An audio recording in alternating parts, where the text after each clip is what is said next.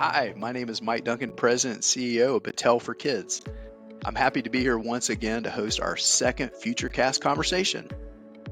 We are hosting several of these over the next several months to dig deeper into our recently released special report called The Future of the Porch River Graduate, which has opened a broad and necessary discussion on how we can better prepare every student to be future ready. Be sure to catch the first Futurecast conversation if you haven't with our guest Tim Taylor, co-founder and president of America Succeeds.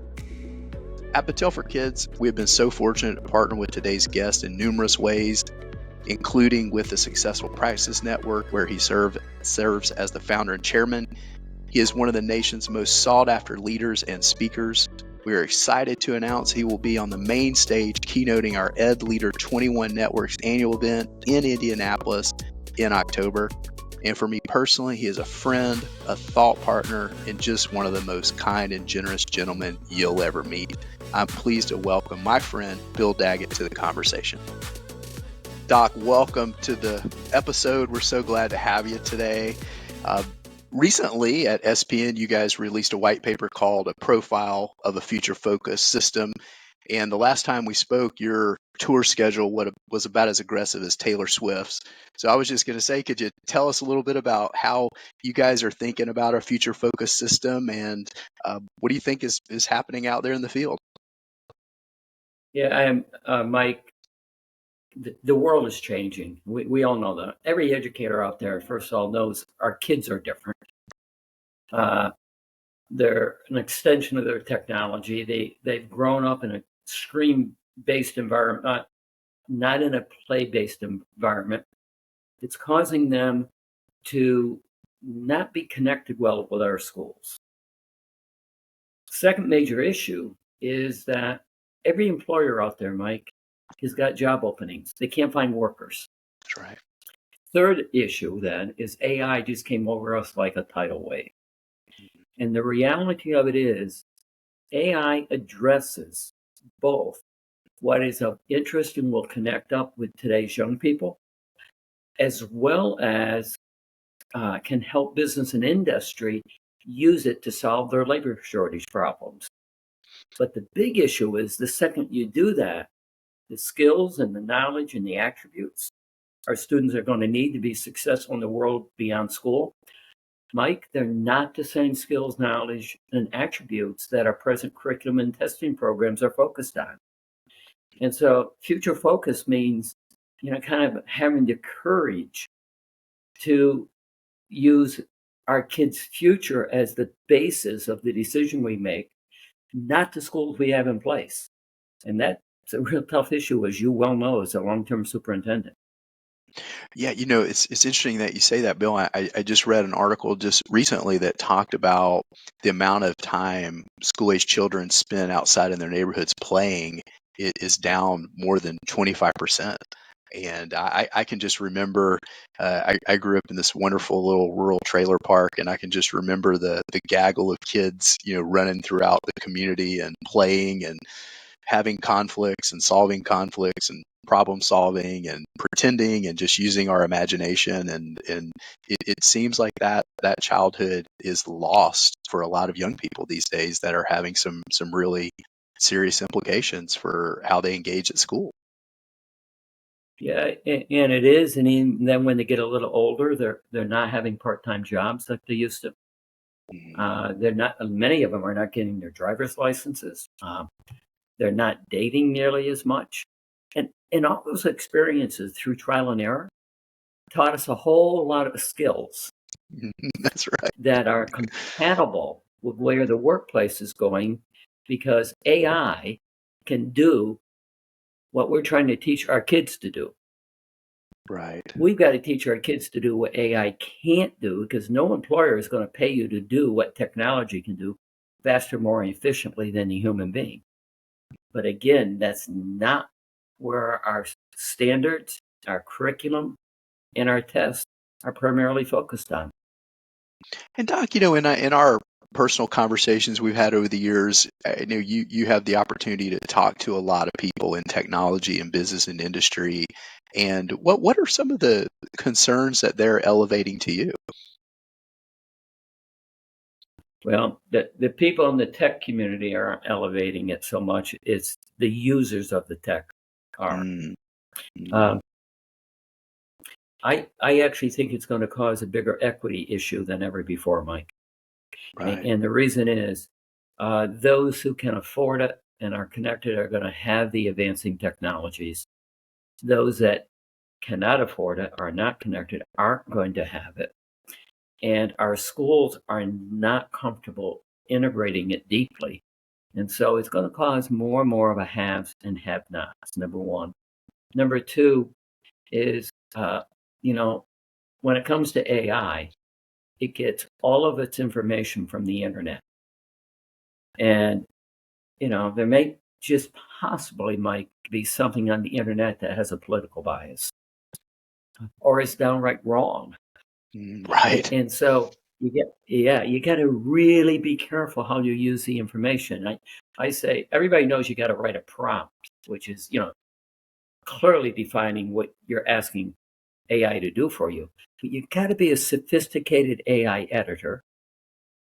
Mm, And because you can use it and manipulate it, so you got to have digital ethics. And, a real concern I have is writing a prompt, which will be the most common language art skill these kids are going to use, being a sophisticated editor, being having digital ethics. None of it is in our curriculum, Mike.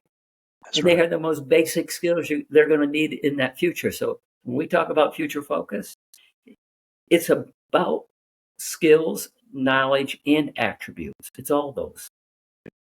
When we think about school districts understanding these challenges for young people as they navigate from school into enlistment, employment, enrollment, entrepreneurship, what are you seeing as you partner with districts as some of the most significant challenges for them to begin to address? And I think I heard you say it just recently, the verge of this fourth industrial revolution. Yeah. Yeah. Our biggest challenge, Mike, is that you're a long term superintendent. So you have lived this. I, I say we have the weight of the past. The weight of the past is we all know what school's supposed to be. What is built around that industrial model, which we use to define with the Carnegie unit. Okay. And then we designed our instructional programs around that. And when we did that, first period's got nothing to do with second, nothing to do with third. You kind of teach it, test it, lose it. That led to a workforce design problem because we designed the workforce around the instructional model, which led to a facilities problem. And most people don't recognize we're on the same footprint as prisons, everybody in their own little box. That's right. And so that's the weight of the past. And then what we have are people, when they think of school, they think of that. Okay, so it's a paradigm shift. And our employees, they liked school when they were a kid, went to college to major in school. So when they graduate from college, they could return to school, do to others what had been done to them. And so that's all the weight of the past. Then you got the pressure of the present. And that includes all kinds of new demands are on schools. Mike, can you think of a single solitary regulation or requirement the state took or feds took off of you during your 18 years as superintendent? Ever take anything away? Or did we just add? Yeah, it seemed to Well, that's the weight of the always. present. Right. Yeah. It always seemed to be addition. We had this interesting moment in Georgia where they allowed us to do what was called strategic waiver contracts, where we could waive some state Mhm. board rules and some state statutes in agreeing to some performance improvement. But once again, those were very, very marginal pieces that didn't really move the academic ball down the court. And so, there was a little alleviation of just some administrative type reporting, but fundamentally, I don't think we took advantage of some of the flexibility that we got around creating new courses around seat time, which state of Georgia gave us some flexibility about that, but I didn't see many districts embracing that boldly. And what I heard was mainly they didn't was because the community, to your point, were anchored in the past and they wanted their children to have the same experience they had. They knew the game of school. And even though we were articulating a different future and articulating how the instructional program needed to change, many districts, even though we were given a little flexibility here in Georgia, they didn't embrace it because of the challenge of moving the parents into a bolder, more future oriented model. So, yeah, I would agree. A lot, what little has been done has been basically small administrative pieces. Yeah, and you were lucky in Georgia because most states didn't even give that level of opportunity to their schools. So, you know, when you talk about the future too, Mike, there's a real shift, and the shift is that our kids are going to need skills, and they're going to use skills, but they're not going to use per se the content so much because AI can do the content. No, Right. that doesn't mean content's not important. You can't write a prompt to be a sophisticated AI editor if you don't have good content. But our fixation as a nation since 2002 with No Child Left Behind in the acceleration in standards and testing is you get beyond the middle of elementary school through high school, those tests are content driven. And they're not skill driven. That enabled us, or it required us, to basically make content our objective. If you're future focused, content becomes the enabling objective. Right. And these broader skills that McKinsey and Deloitte and World Economic Forum and others have identified, they become the objective. And a lot of people balk at that, say, wait, he's throwing out content. No, I'm not. An enabling objective is still absolutely critical. That's right. It's just not the end objective. It's the enabling objective. And that's a big shift for us. Well, Bill, that in the first wave of the portrait over graduate work around identifying those skills and mindsets and dispositions, that there did seem to be this idea of just having the skills. And what we have been talking about the last handful of years is that really the identification of those important future focused skills is the beginning. It's a catalyst for deeper instructional change that moves us from a knowing curriculum to a doing curriculum. And I would be interested in the districts you guys are partnering with. We're seeing a couple themes emerge as districts start to reimagine their instructional programs, and it's really centered around, to me, what I have noticed is three big instructional design moves. One, a lot more inquiry-based learning. Two, an emphasis on higher degrees of student self-direction. And then thirdly, to your point, authentic performances and products that have value beyond school, that allow colleges, universities, tech schools, and employers to see what students can do with what they know. Are you guys seeing similar things in the field? Yeah, we're seeing the exact same thing, Mike. And when you play that out, what it says is that what we have to do in these, what I would call kind of path setter schools for us, they recognize the issue is not changing curriculum, it's changing instructional practices. That's right. But the other thing we're seeing, Mike, is that they recognize that what they assess and report becomes very quickly what they value. And what we're finding them doing is modifying or doing an addendum to the report cards that actually evaluate these broader skills. But to do that, they've had to train their staff because you can't evaluate these broader skills with a traditional test. It's more rubrics. Right. And where they're getting their rubrics, interestingly enough, is from the private sector, who are evaluating their employees around these skills. And so they develop rubrics, train their teachers, and they're modifying their report card. And what we hear is that parents and the business community then embrace the addendum to the report card more than they do the report card itself ultimately. Oh, Although yeah. colleges still embrace the report card.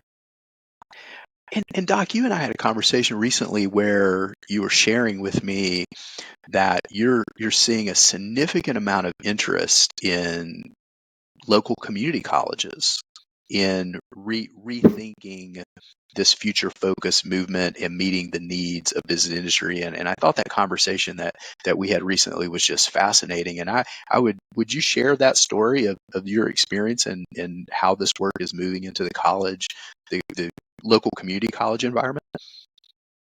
Yeah, historically, Mike, most of my work's been in K-12, but in the last 6 months, there's been an explosion of requests in and around community colleges. And I've done a couple statewide meetings with community college presidents and then a lot of local campus activities with colleges. The workplace is changing so quickly, and employers desperately need workers, but they need workers with a different set of skills. And so it's just not the students entering the workplace, it's their present workers as well. Need to be retooled, okay, reskilled. Number one.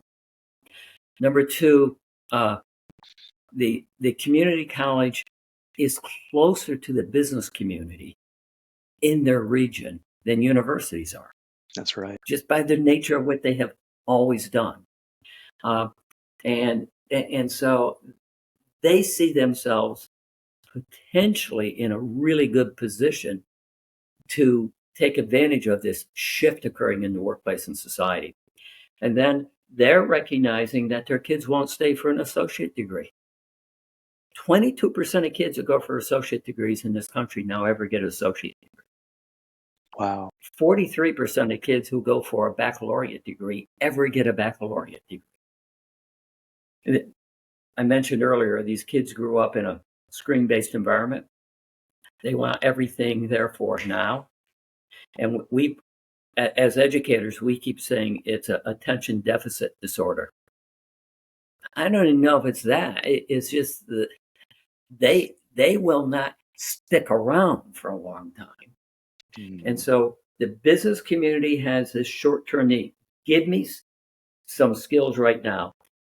The students are saying, I'm not hanging around for a long time. And so the community colleges, Mike, are moving to micro-credentials.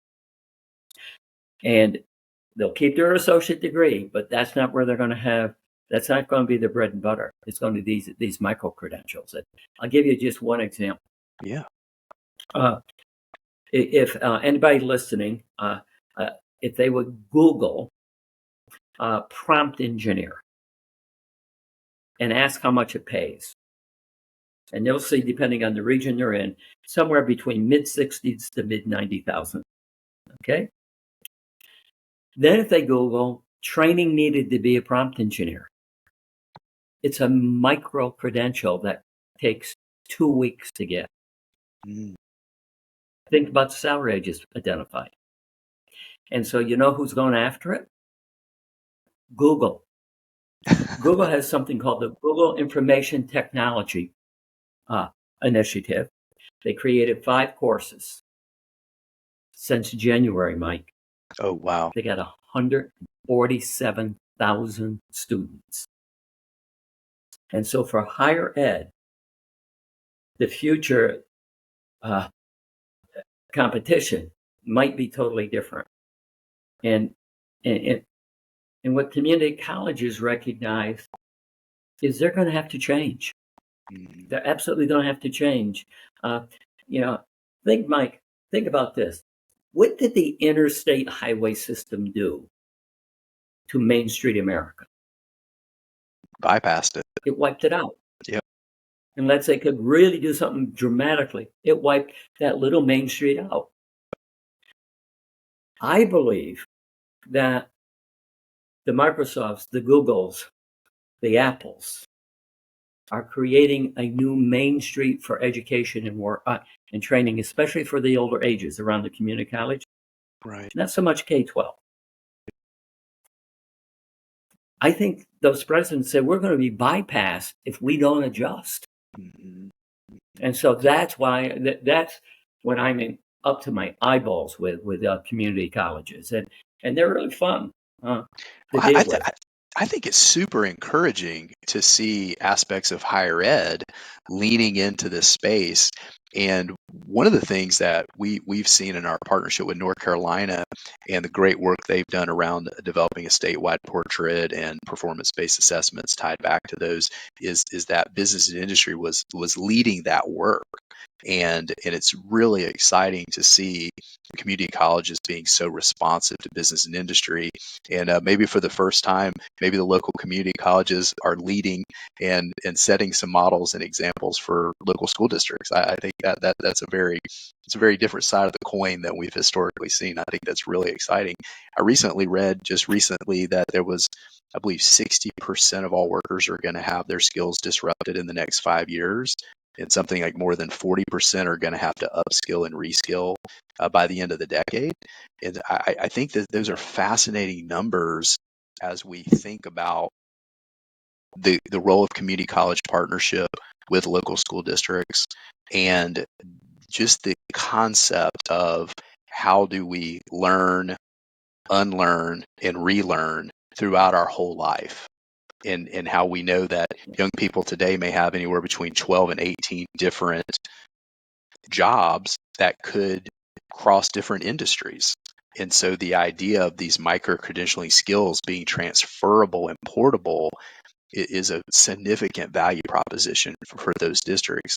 And Bill, you recently, ETS and Carnegie announced a partnership with 6 states to think about new measurement and accountability systems. I would just be interested if you've kept up with that and what your thoughts might be. I think it's a great move. Our schools are still locked in on the Carnegie unit concept, created in 1906, and even the Carnegie Foundation says we shouldn't use it. But the weight of the past, which we were talking about a few minutes ago, people Yeah. know how to break it. It's going to take a partnership like ETS and Carnegie in a number of states to light the path for the rest of us here of how you can do that. So I think it's a great initiative.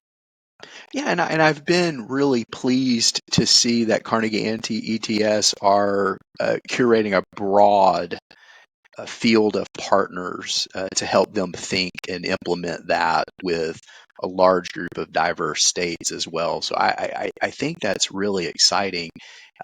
But Bill, I'm gonna ask you, as you look in your magic ball, as far as measurement and accountability is concerned, what are you seeing? And the reason I'm asking this is I heard you speak recently, and you talked about how there's been several throughout the years, I believe 3 different dramatic national committees or blue ribbon panels that have talked about the future of education. And you cited that you believe we're probably on the cusp of having another one of these big national conversations about the future. Could you weigh in on that? And what do you think's happening? Yeah, I think we're about to hit what I call the third wave of major school reform.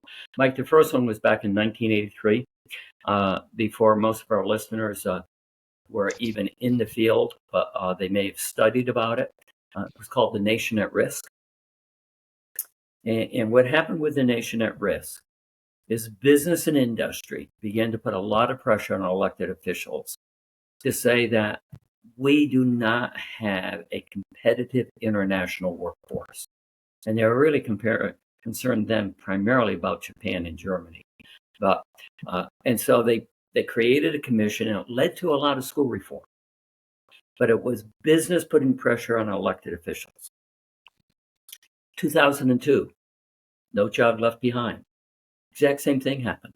Business and industry concerned we don't have the qualified workers, skill level is too low, workplace more sophisticated, put pressure on the Bush administration, led to No Child Left Behind. which led to the standards and the accountability movement. And Mike, it led to this statement called college and career ready. Mhm.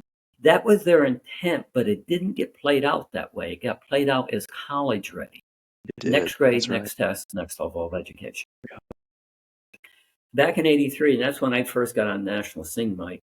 And then 2002, for about 6 months to a year before the commission report, before No Child Left Behind, I was getting incredibly increased in number of calls with business and industry, governor's office, and so on. Mike, it's happened again to me in the last 6 months. Explosion from those groups. Okay. You mentioned North Carolina. They created something called My Future North Carolina. Portrait of the Graduate is part of that. Yep. But it's heavily with the community college, with the university system. They've retained me. And the governor has put a lot of money into this. They have retained me to be their lead consultant. And there's other examples I can give you like that. I see the same movement. In fact, I see it more intense this time than the last time because of the labor shortage and the unbelievable acceleration of AI. So I believe, irrespective of who is elected, I believe after the November election, we'll have some type of national commission on education. My fear is, let's not make the same error that was made in '83 and '02. Because in '83 and '02, there were almost no educators on it. That's right. It was business people and elected officials. And so my advice is, if I'm, have the privilege when I'm talking to a governor or others, saying, get some thoughtful educational leaders engaged in this, because the problem we have right now is we're so focused on content that we actually backed off on skills because of the programs you put in place in '02. Thoughtful educators would have said, wait a minute, you got to think a little deeper about this. So I think we're going to have some type of major reform here within the year. I think that's going to be really fascinating to see how that plays out, because we're right in the middle of a very interesting presidential election, and it seems candidates are taking very opposing views to the Department of Education and public education. And although that's not a hot topic in the election right now, I'm sure it's going to come out eventually as a talking point. And what we have seen, Bill, and I'd be interested if you're seeing this. We're seeing a lot of districts seeing the future, knowing that there's some transformation needed, trying to find some space, but a little sense of hesitancy in initiating, waiting to see what the future is going to hold in the short-term future, even in the next 12 months. Are you seeing the same thing? Yeah, I have, because unfortunately, Mike, the nation has become politically polarized beyond belief, and that polarization has gone down to the school board level. Yeah. Which puts superintendents in a really tough position to try to make any change, because it doesn't matter what you do, half the group is not going to be happy. And as you well know, the tenure of superintendents is extraordinarily short now. It is. I think it's down to 30 so- months. I heard somebody recently quote that the average superintendent's tendency around the nation is down to 30 months. Yeah, that's what I'm hearing from AASA, that it's 2.5 years.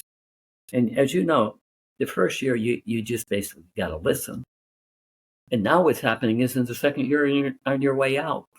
And so why am I going to take on something? I just got to deal with the pressure of the moment. And so that's why I say, the pressure of the moment, the weight of the past, the pressure of the moment makes it hard to focus on the future. Yeah, absolutely. But we darn well better, or we're putting our kids absolutely at risk. So Bill, what bright spots are you seeing out there? I know you guys partner with a lot of districts and a lot of states, and there's a lot of great work happening. In fact, I'm very grateful for an opportunity you and I had a few years ago where I got to work with you and partner with some districts in North Carolina. And what are you seeing out there that has you really excited about the future? some great examples of individual districts that are making real change.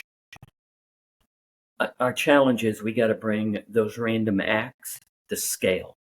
And that's what you with Battelle and us with Successful Practices Network is trying to do.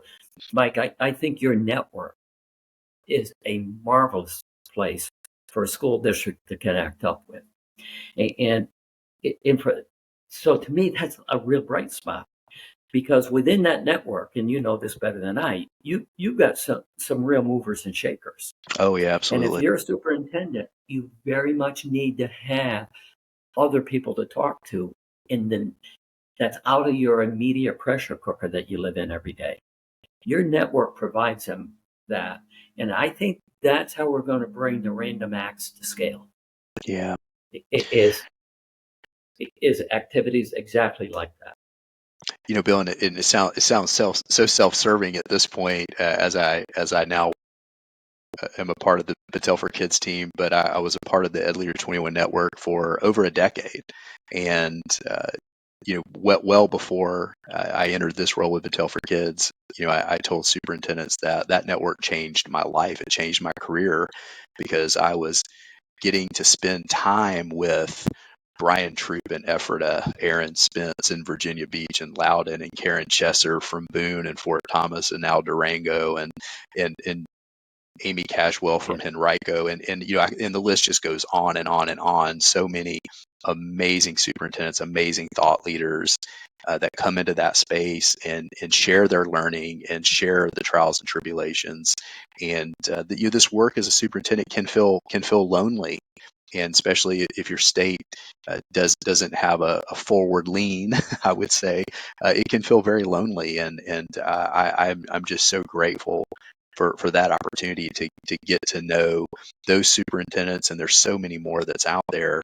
And I think that's a really important point to elevate, is this work can be lonely, it is challenging, and being a part of a network and a group of like-minded people that want to be bold and take risks in service of children and their future is such a great opportunity. So I'm so grateful for you elevating that point. Thank you. Yeah, you said you have a vested interest. I had no vested interest in it.